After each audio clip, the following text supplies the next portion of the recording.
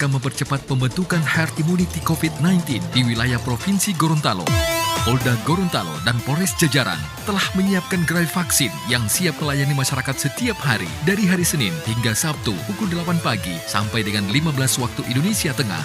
Bagi komunitas dengan lebih dari jumlah 50 orang yang ingin mendapatkan pelayanan vaksinasi, silakan hubungi Bitdokes Polda Gorontalo dan tim vaksinator siap memberikan pelayanan vaksin.